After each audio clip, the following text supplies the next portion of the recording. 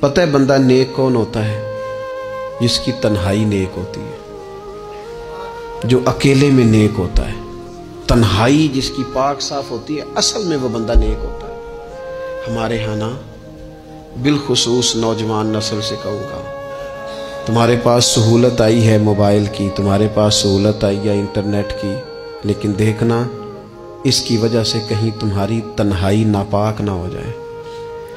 دیکھنا اس کی وجہ سے کہیں تمہارا وہ اکیلے میں جو تمہارا رب رسول سے رشتہ جڑنا چاہیے تھا، سجدے کا نور ہونا چاہیے تھا، اچھی منصوبہ بندی کرنی چاہیے تھی، وہ میلا کچیلا نہ ہو جائے۔ تنہائی جس بندے کی پاک ہوتی ہے وہ نیک ہوتا ہے۔ محفل میں تو ساری اچھی اچھی باتیں کرتے ہیں، محفل میں تو سارے لوگ ہی نیک ہوتے ہیں۔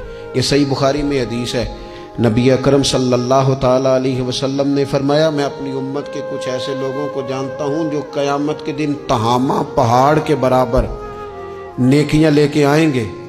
تہامہ پہاڑ تھا ایک بڑا سفید رنگ کا، اس پہاڑ کے برابر وہ نیکیاں لے کے آئیں گے، لیکن فرمایا اللہ تعالیٰ ان کی نیکیوں کو ہوا میں اڑا دے گا۔ حضرت ثوبان رضی اللہ تعالیٰ عنہ نے عرض کی، یا رسول اللہ صلی اللہ تعالیٰ علیہ وسلم ہمیں یہ معاملہ کھول کر بیان کر دیں۔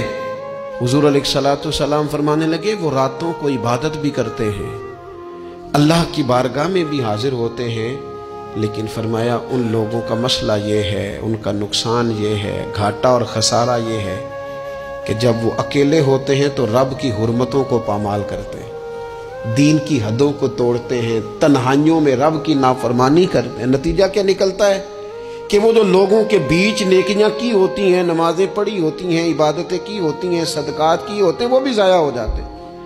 اگر یہ لوگ اپنی تنہائی پاک کر لیں تو ان کی باقی ساری عبادتیں بھی محفوظ ہو جائیں گی۔ اپنی تنہائی پر توجہ دیں، اپنی بالخصوص نوجوانوں، میری آپ سے بڑی درد مندانہ اپیل ہے، اپنی تنہائی میں نا رب کی بارگاہ میں حاضر ہو، اچھے ارادے کرو، اچھی منصوبہ بندی کرو، لمبی دعائیں مانگو۔ اکیلے جب ہو تو پھر نا وضو کر کے رسول پاک کی بارگاہ میں درود و سلام پڑھو، دلوں کو قوت ملے گی، حافظے مضبوط ہوں گے، تمہارے چہروں پر روشنی آئے گی۔